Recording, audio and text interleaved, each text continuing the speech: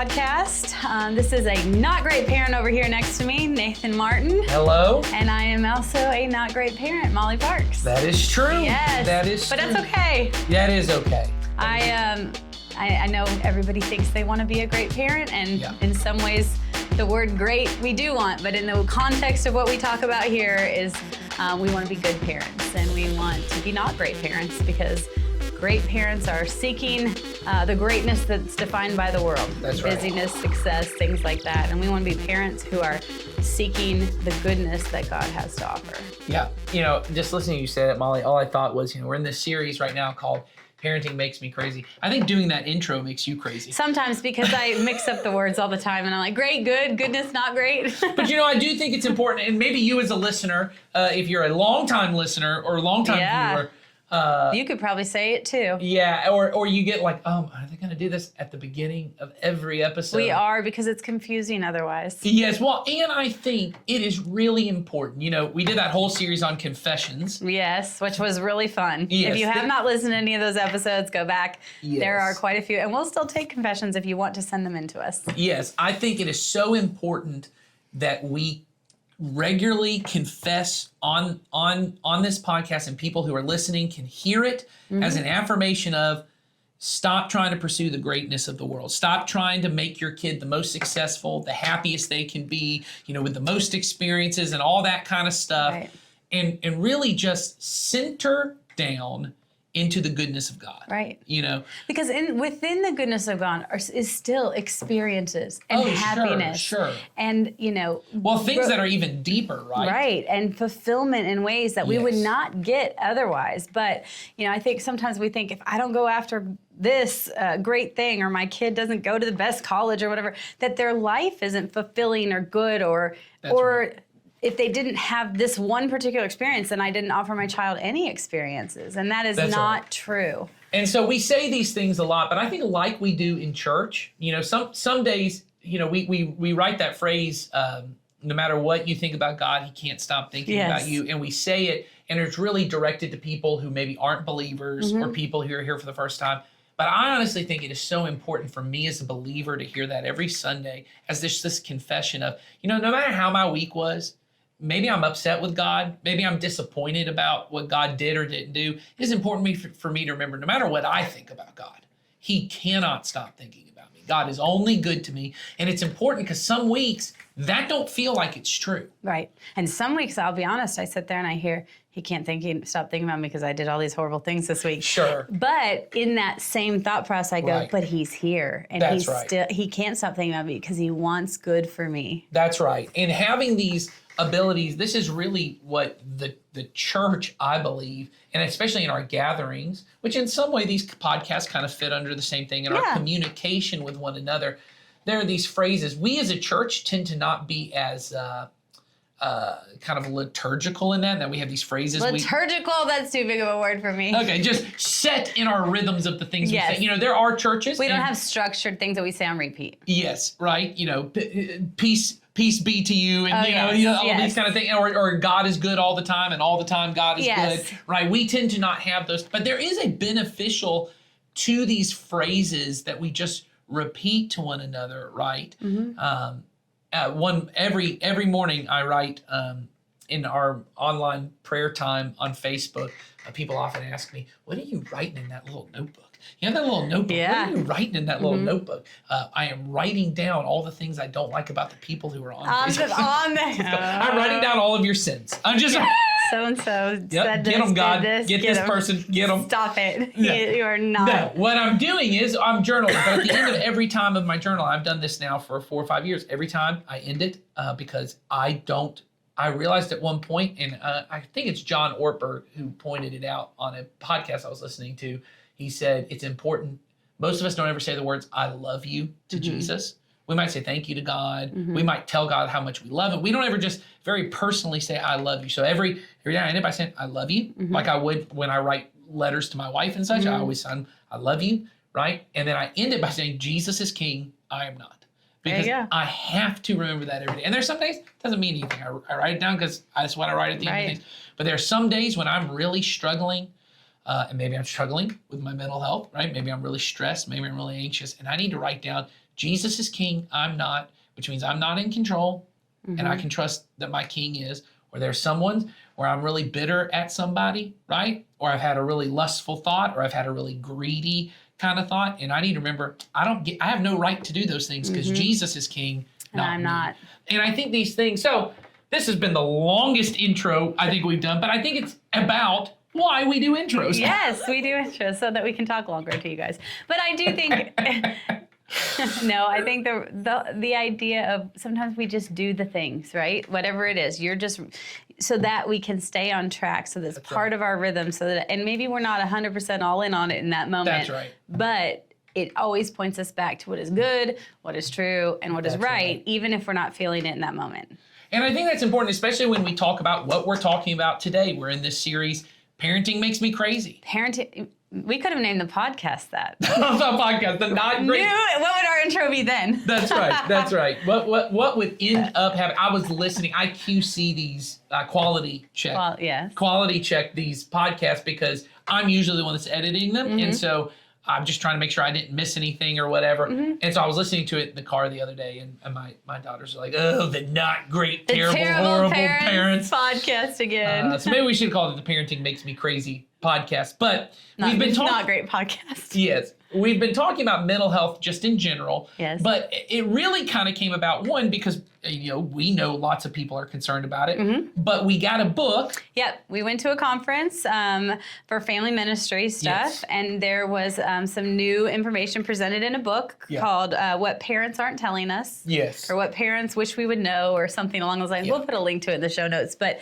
it was basically a book created in a survey sort of form. Right. So they had surveyed Christian parents and they had surveyed non-Christian parents and asked a plethora of types of questions. And it came back that mental health, our children's mental health, was one of the highest concerns for both Correct. Christian and non-Christian parents. And the number wasn't that different in terms of, it was a little bit different, but they basically are right in line with one another. Right. And there was some really interesting information in there. And then there were some quotes in there that I thought were pretty interesting too. So there was not just the statistical information, but there was also people's stories, what Right. they were saying about their Which is your favorite Which part. is my favorite, because then it comes to life for me. That's right. No, I just see it in a I different just see way. that they have faces now, and I just know the whole thing. It's like I know them. Yes, exactly. Yes. So That's how it is to go on a road trip with Molly. We're like, hey, look, we've only got 20 miles left of gas. And she's like, don't tell me the number. don't tell me the Tell me number. what's going to happen if we run out of gas. Yeah. What are we gonna do? Who are we gonna meet? That's right. And what person what will that murderer on the side of Yes. the road do to us? And I'm fully 100% becoming my mother. Just so you know. Just so you know, this is exactly my mom. Yes. So Your mom, I don't know if she listens to this podcast, but your mom was here on Sunday. I know. And she came over to me and she was telling me that she enjoyed the service. And I said, thank you for being here. And she thanked me for being here. Oh, she did. Like you wouldn't have been here that week. Well, she told me that I think she was trying to say how much she appreciates She does like your. me being here. And I think she's the only person who's ever thanked me for being That's here. great. That's great. That sounds like my mom. So yes, your mom, very kind did person. really when I saw enjoy her it. on Sunday, I thought she's going to say something nice to me after She the service. is. She which is was going to say good. something nice. And then if you stood around and talked to her longer, she'd ask you about 42 questions about yourself. Because we call her Barbara Walters. Well, I'll just tell you this: there are not many people who like talking about themselves nor any other topic more than me. So there you go. You guys are a perfect duo. There we go. We'll have her on a podcast episode one week. Yes, yes. Very I'll good. come out and she can come in and ask you all these There we questions. go. So anyway, where One of were the we? one of the Where quotes. were we? One of the quotes about from the book. One of the quotes from the book was about parents' mental health, and they were also asking the parents what they wish their parents would have known as parents. And so they were saying, and this was over all the topics. It wasn't just about the Right. mental health topic. It was, what do you wish your parents would have known Right. as a parent? So that it would help you. And there are quote after quote within this saying, I wish my parents would have had an avenue to handle their mental health.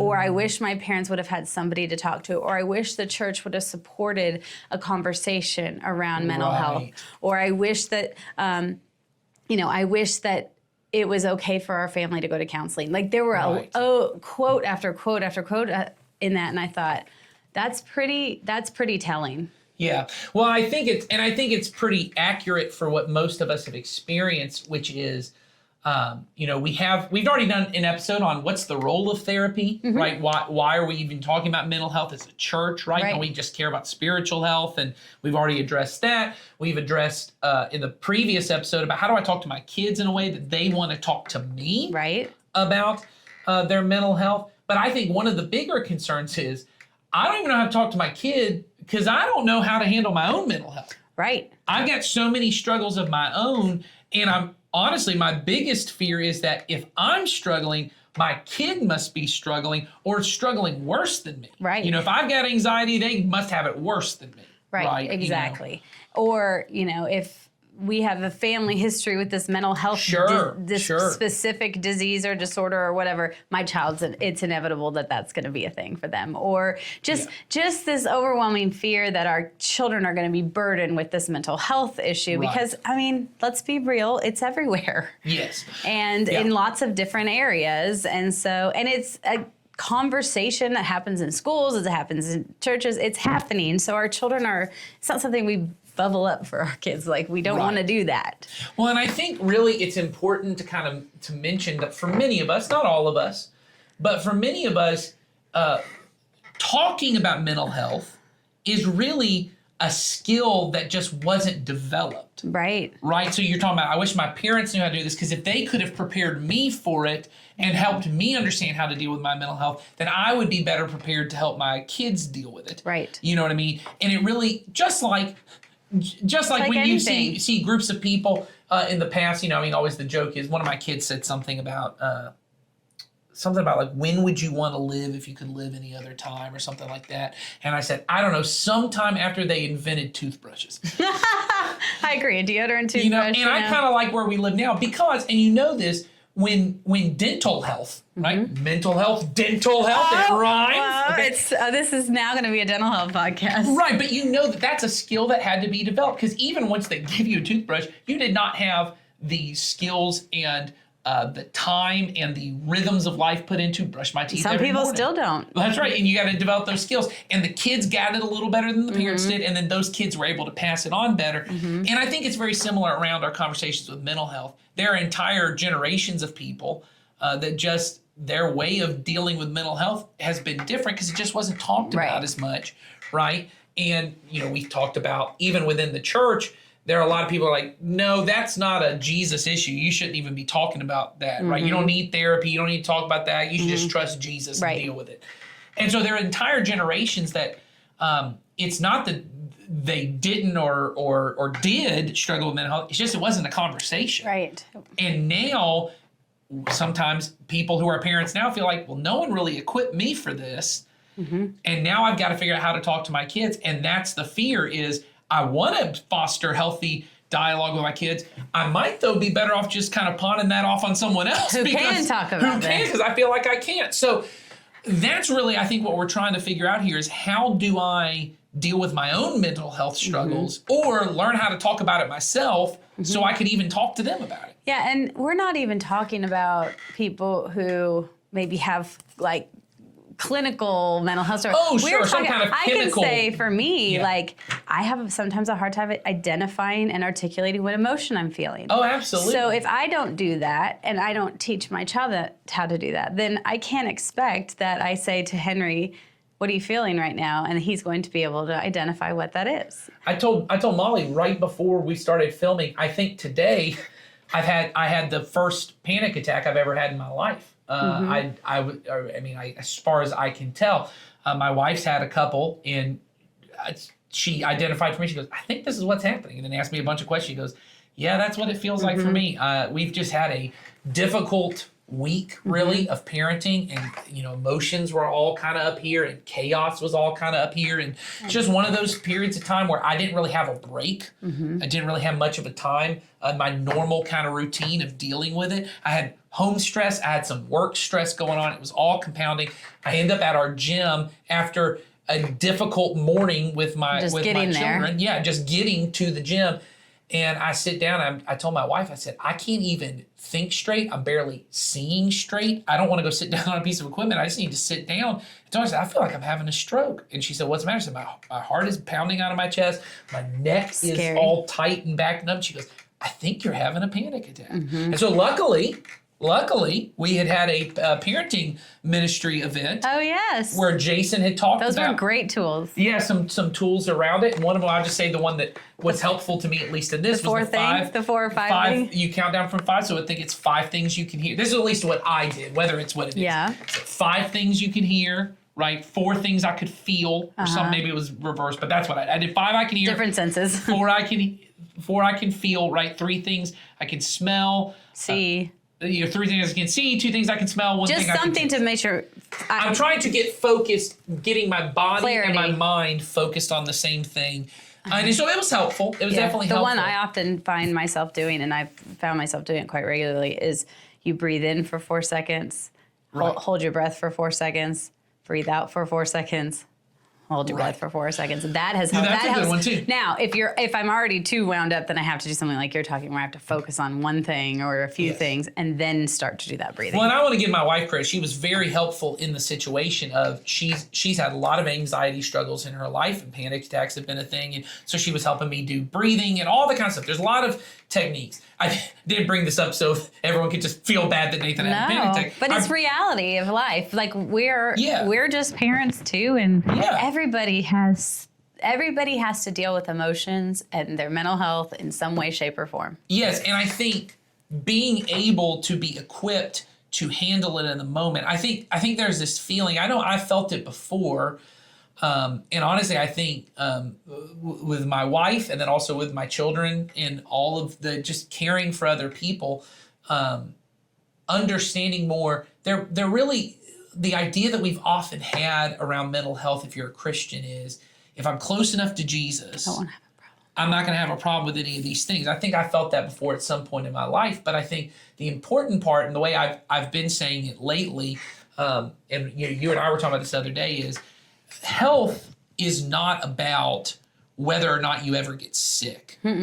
Health is about how well can I identify I'm sick. Because, if I have a lot of health problems, Right. I don't notice as many aches and pains because I got all these other aches and pains. You know what I mean? Yes. I'm serious when I have all these other Yes, things. if you like- only stubbed your toe, you're going to pay attention to it. It's why let's say sometimes when my kids are hurt, maybe I'm a bad mom, but if they're complaining about something, I might pinch them on the arm and say, not as well, bad anymore. now that other thing doesn't hurt, does it? Right. Or you notice when I'm throwing up, I don't feel as bad about this sore throat or Yes, whatever the thing exactly. is. Like, your physical health is about how quickly can I identify, something's not right. So I'll give you an example about physical health that are away from the silly examples we just use. I drink tons of water. Like You do. a ridiculous amount of water. Like, so I start every day by drinking 5 bottles of water like Seriously, this in like about, when you wake up? in about an hour and a half. I drink about 5 of this, and then This I is my second one for the whole day. okay. I am probably overly hydrated. I have like water poisoning or Yes. something like that. I drink too much. My wife before has gone 3 days With like without drinking this much of water. And then has had some health problems around it. And we always joke about it. It wasn't until she really started to believe, staying hydrated is really important, that now she quickly can identify, these aches in my shoulder, this headache I'm feeling, I need to drink some water. But it's only once she started to get healthy that she was able to recognize it. So, Being healthy doesn't mean that you never get sick. It doesn't mean that you never have problems. It means you're able to identify it and address it, right? You're able to go to the doctor. I should probably go to the doctor. Right. I'm not normally stuffy like this. Right. I should probably do that. If you were stuffy all the time, it wouldn't be weird. Right. Being healthy mentally doesn't mean that you never have days where you have a little bit of anxiety or that you're struggling a little with depression. Like you have just these Right. feelings that come on, right? It means I have the systems in place that I identify. I'm not doing well. I need to do something about this. and then you take action. And you take action. And so I would just want to, kind of let parents off the hook of being a mentally healthy parent doesn't mean that you never get down No. or that life never gets difficult or that you're never anxious about something, it means I'm able to identify that, take it to God, and then take any actions I need to take, which may be going to counseling, or it may be taking the advice my counselor gave me, or talking to a friend. Or journaling. Or all different whatever, kinds of whatever things. those tools and techniques might be. But it doesn't mean I never struggle. And I think that's an important thing Right. for people to get clear. I think so too.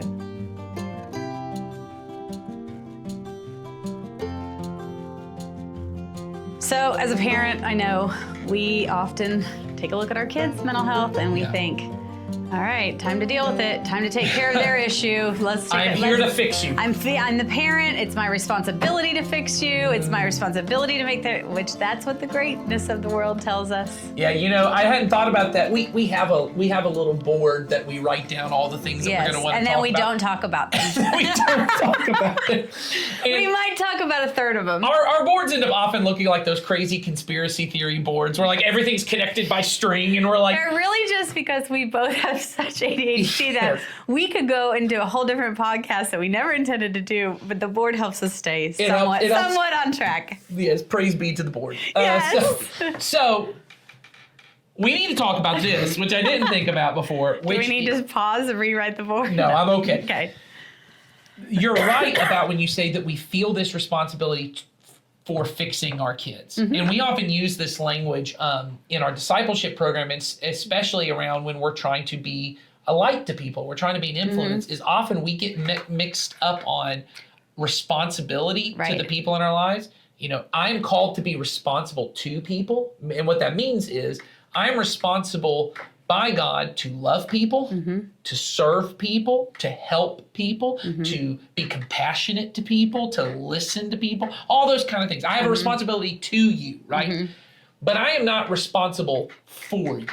Yes, and I think that is something to definitely remember, and it is something that feels very muddy as a parent, because when our kids are young, we obviously have some responsibility in our minds for them. Yes. And it is hard as a parent to let that, to recognize that there's children are entrusted to us. Yes. And that we are really responsible to them as well. Yeah, I am And to responsible God. to my kids, but I'm not responsible for my kids. And here's the difference, if you know, and this is a good way to help it.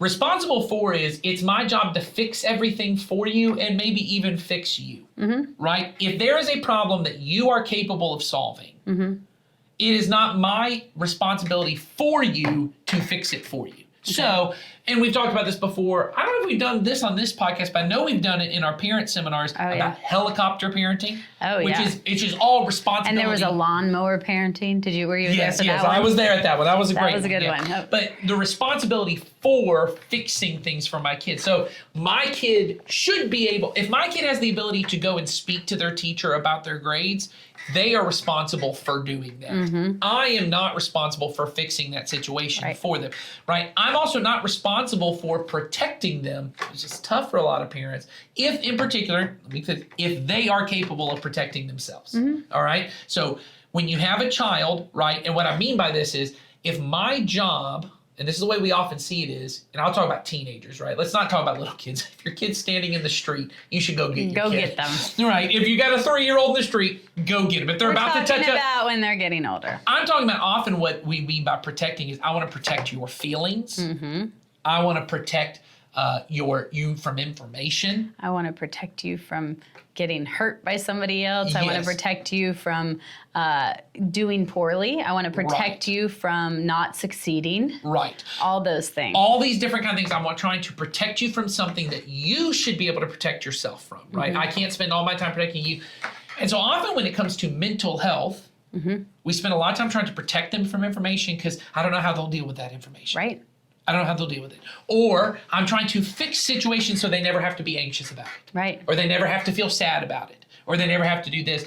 And we are not responsible for that for our kids. And here's a good reason why, and I said this in one of our discipleship things, I think it's important, is when I come in and decide there's information that you should have, but I want to protect you from it, or if you had that information, I'm not sure what kind of decision you'd make, so I'm not going to let you know X, Y, or Z, right? And once again, It's all age appropriate, right? Right. I'm not Right, saying, right. We're not I'm talking not about saying certain you things. sit down and talk about STDs with your 4-year-old. Oh, yeah, Right. no. This is because they don't need that information. don't need that, They no. don't need that information. But to say, I'm going to protect my 16-year-old from information that they should have, right?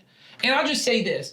Often, the way I see this with parents is, there's something about your past Oh, absolutely. or something about the family past, right? And I go, I don't know how they're going to feel when they find out that I was divorced before I got married Right. to their parent, right? Or like I- my mom did. I don't know how she's going to feel that she has a random brother somewhere. Okay, okay. That's true. I mean, she didn't. And it's not something I'm upset about. It's not No, I whatever. get But it, my but- dad was married previously. And so I never knew that I have a half sibling that I don't have a relationship with. And that's okay. He doesn't have a relationship with my dad either, but he's there. Yes. He exists. But I'm trying to protect them and from when that I said, why do information. I not know this? And I'm 18 years old and I'm standing here, my mom said, well, I didn't want it to upset you Yes. before.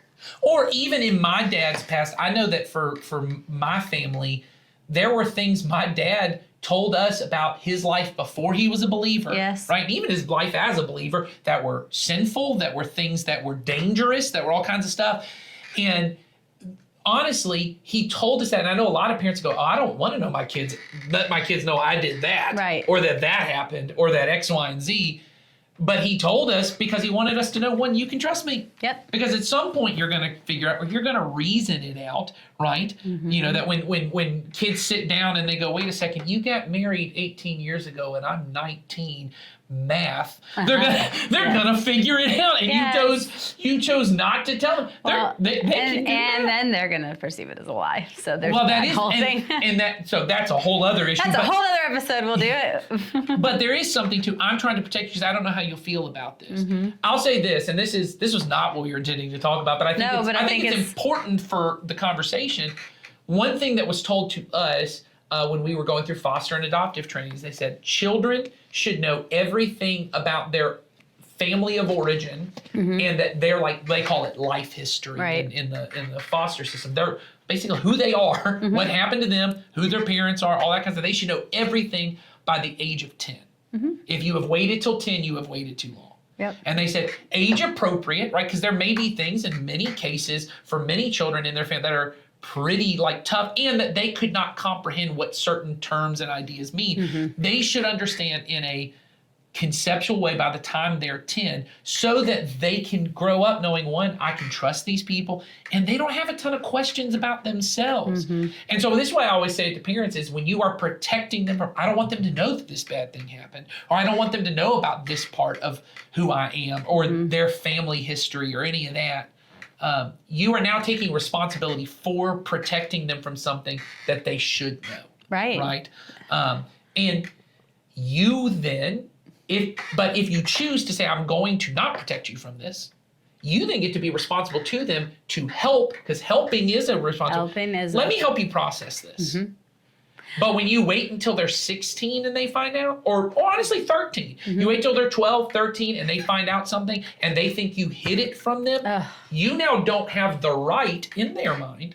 You don't have the right to help them. You're no longer, you have most likely built up a wall to help them. So I think this is a big part, is often our own anxiety, our own maybe even depression around things, our own stress, mental health, just stress around our kids, is we're taking too much responsibility for them, right? Especially in those teenage years, right? I have a responsibility as a parent to guide you, to influence you in those teenage years, but I'm not responsible for making all your decisions. Yes. And I think that's super important to understand. But I think as a parent, and I'm thinking back to one of my parents again, Right.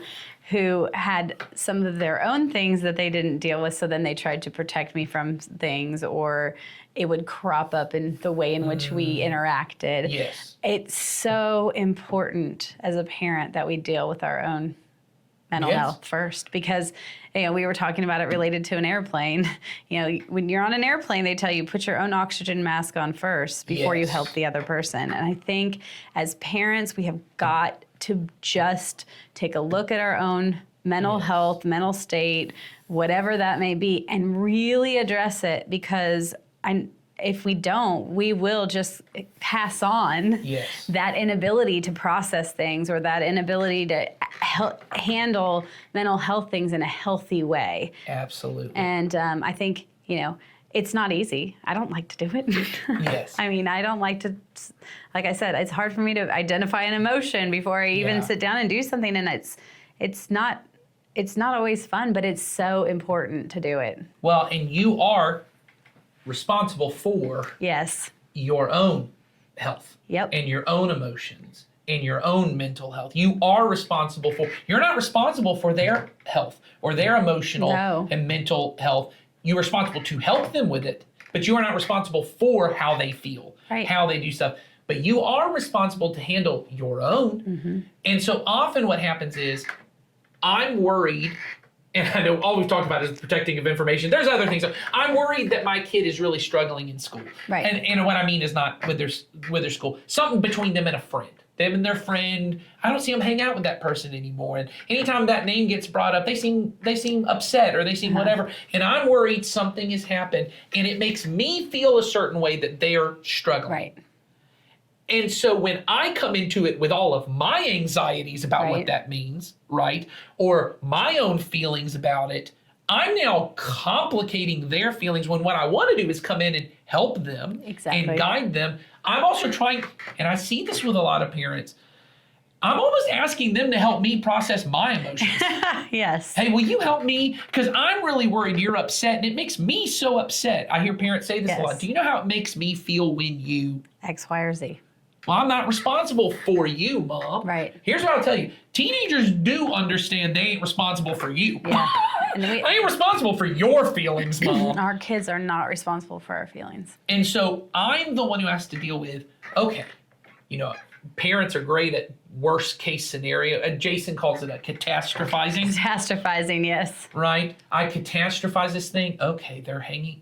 They used to have this best friend, and I don't see them hang out anymore. I bet they got stabbed in the back. Now they hate them. Now they're fighting it. And now Right. they're depressed. And now they're going to start having suicidal thoughts. And And you now take it it's to this. all- And then you come into a conversation where you don't know what's going on, starting with, if this conversation don't go well, this is going to be the worst thing that can ever Yes. happen. And they're like, what are you talking you about? talking I just about? haven't talked to that person in 2 weeks. Yeah. But you've ramped yourself And up. brought in all your own stuff. Yes. And so, as we're saying, you are responsible for your own mental health, your own emotional. So, when we say it is, you have to regulate yourself. And I know Yes. Jason talked about that in talking to our kids about it. Right. But I also think just in your own personal life, you have to, if healthy is not determined by I never get anxious, but it's about, can I identify when I'm anxious, and do I know the proper steps to deal with it? In a physical health, do I know when I have a sinus infection? Can I tell? And do I know what I need to take in order to deal with that sinus And if I infection? don't, do I know what resource I need Do to I know go the to, take care clinic? yeah, go to the next. Do I know what to do, or am I going to stand here and be stuck? Yes. So one important thing for me, and I think, Molly, maybe we share a little bit for ourselves in how do we go about trying to regulate this for ourselves. I have a time every morning where, on good mornings, not mornings like today, where I try to regularly, every day, sit in the quiet with God, right? And I have prayer with God, and I try to process, what am I feeling right now? Or what did I feel yesterday? Or if there's something that's going on. So today there was a situation, this was before anything even really started with my family kind of getting out of the house. Just this morning, there was something I was feeling insecure about. And I was kind of starting to think bitter and judgmental thoughts about another person who was making me feel insecure. But in the moment, the thoughts that go in my head is, this person's coming after me. They're trying to ruin things for me. They're trying to make things bad. And, all the thoughts that you think that are down the line. But because for years, that would have gone on for a month. I would have felt that way. Yes, and my thoughts and feelings about that person would have become something that wasn't accurate to real life. I built it up in my head. But for the last 5 years or so, I've had this. And in my mental and emotional health, I recognized that doesn't feel right. That doesn't, and the way I do it is I go, that doesn't feel like the fruit of the Spirit. That doesn't feel like peace and joy and patience. Something's off. Yeah. And so I kind of sat with God and I said, hey, this is what I'm feeling. What do I need to deal with it? Now, it does take some time because as today, I don't know that I fully had dealt with it, right? Because then later today I have the stress from work, I have the stress, and then I think this was all in the mix of all of that, right? And it causes stuff. But I have this time set aside every day. Can I recognize what it is so I know when I'm healthy and not? And then I have people in my life that at least once a week, but often throughout the week, I sat with a friend last night and kind of talked about this is what's going on, and this is how I'm feeling about it, and was able to get a little bit of encouragement and deal with these kind of things. So I think having time alone to process your feelings, but then also having time with other people, Yeah, I think it's really to important. process that. And when I say alone, I mean alone with God, Yes. right? And then time. So I'm talking to God, and then I'm talking to people. And I think those have been a very key thing. And then, like I said, I have these techniques that I've learned along the way. Some I learned in therapy. Some I've just learned from people. I learned stuff from my wife, who's also done therapy, so she's learned stuff from that. I learned stuff from Jason here at church. Right. All different kinds of stuff. So what about you? What are the ways that you kind of go about kind of identifying and dealing? Well, I also start my day with some quiet time with God. Some days are quieter than others. Right. And some days I can shut my mind off better than others. Typically, things that stress me out tend to be more relational than anything else. And I sometimes feel a fear and anxiety that there's something going on with the relationship. So it's either I am seeing someone like wrong or frustrated at somebody or towards somebody, or I'm worried that they are seeing me that way. Right. So I have, in my prayer time, I have kind of a twofold thing. I say, help me see them as you would want me to see them, Right. and help the way that you see me be enough. So it's like, That's good. yeah, because that is often something that I struggle with is, worrying about what somebody else thinks when really what God thinks of me is enough. Right. So just ask him to help me see those two things. That's super helpful. Right. I also, 5 years ago, I probably wouldn't have been able to answer this the same way, Sure. but, I do small group, I do a discipleship group, things like Right. that, but doing it is one thing. Allowing yourself to be vulnerable is Yeah. a totally different thing. And so sometimes that's hard for me. Yeah. And so kind of forcing myself into a little bit more vulnerability. Yeah. I lead both of those groups, and sometimes it's easy as the leader to kind of sort of just focus on the other people, but I Right. realize that I'm a better leader if I'm more vulnerable, and that's important that I just let my walls down a little bit and Right. say what's really going on. And that's taken me a long time to be really comfortable with that. Yeah. Also like you, little things throughout the day that I might kind of tips and tricks that I've picked up along the way. I also have some scripture written around great. and posted places that I just sometimes read, sometimes don't. Sometimes I just know it's there. So Yeah. it's a lot of different things, and they're always changing.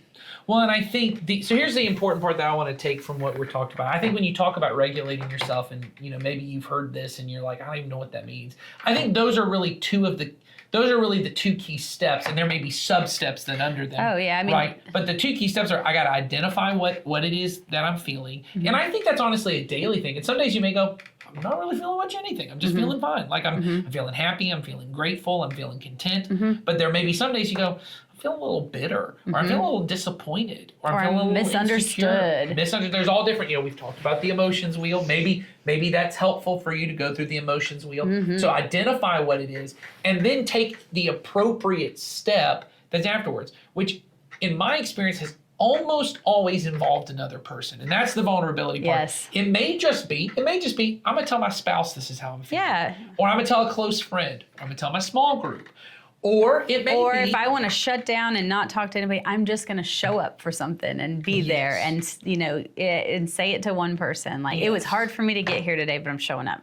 or it may be I don't even have the skills at this point to identify. I don't know what the sub steps are. I don't even know how to identify. I sit with my thoughts and I go, I don't know what I feel. I feel nothing, right? Which Right. you don't really feel nothing, But I get you can't identify it, right? Or you have identified it, but you don't know what to do to deal with it. Right. A couple years ago, I didn't even know what I was feeling, but I could see it in my behavior that there was something going on and I could not get to the bottom of it. So I went to counseling for a while to kind of work through that and dig in and say, okay, why are you having these explosive reactions to things that really aren't that big of a deal, but they are because I hadn't dealt with a whole bunch of other things. And I think therapy is a really good tool to help you get the skills you need to identify and address it, right? And so you may not have those things. And so if you don't, contact us at the church. Yeah. help@community-christian.net. Email it, say, hey, I need to talk to somebody. And maybe you just need to come up and sit with one of our pastors and talk. Or maybe you need to sit and talk with Jason, as I don't think we said on this episode, but Jason's one of our pastors on church who's going back to school to become a licensed counselor, and he has maybe more skills for some of the kind of clinical stuff that people need help with. Or so maybe you need to talk to him, or maybe we can recommend a therapist. If that seems not good, we will have plenty of recommendations, and maybe that's what you need.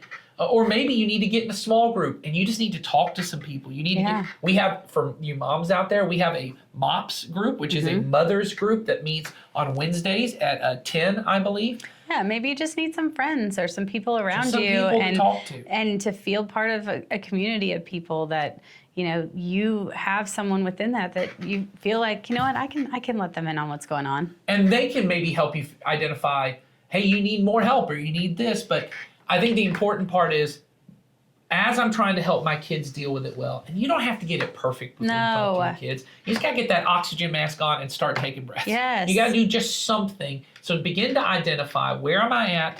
What steps do I need to take? Do I need help with that? Do I need someone to step in? And I think ultimately that's where we want to get with all of this is I want to be able to kind of regulate myself before I step in and try to help my child with what they've got going on. I can't fix it for them. I can't protect them from the troubles of this life, but I can maybe help them learn how to deal with friction and chaos and trouble that is inevitable in a way that they can still honor God. Because the best thing I ever heard about the role of therapy in the life of the Christian was I heard someone say, therapy helped me identify what I should be praying about. And I thought that's a really good way of saying it. And obviously, that's reductive. I get that there's other things that therapy does. But I think in the role of a Christian, and that has been true for me, it helped me identify where my insecurities are, where my negative self-talk is. Some of the things you talked about is I have these thoughts in my head, and it's about replacing those negative thoughts with these godly thoughts, right? But all of that came about because I was in therapy. I was able to identify, that is what I'm feeling. It was the identification part for me. And then I was able to sit with God and go, God, and this is true for me, but maybe you need to be in your Bible more because you don't know it. I already knew the truth of God. Yeah. I just didn't know what part of the truth of God I needed to be focused on for myself. Right. And so that may be what therapy does for you, or maybe just sitting with one of our pastors, or maybe just sitting with a friend, you can identify, this is what I'm feeling, and this is what I need to talk to God about. This is probably what I should do to deal with those thoughts. So whatever it is you do, we do hope that you get some help on just regulating your own anxiety, your own, depression or whatever it is, so that you can help your kids. Right, because we want you to be and help your kids. And without that, it's going to be a harder struggle. Absolutely. Well, if you have questions or you want to make comments or anything like that, feel free to use the link in the show notes and send us in whatever you've got. We love to hear from you guys. And tell us what makes you crazy. We will be continuing the crazy talk next time. And we will see you on the next episode. Take care. Bye.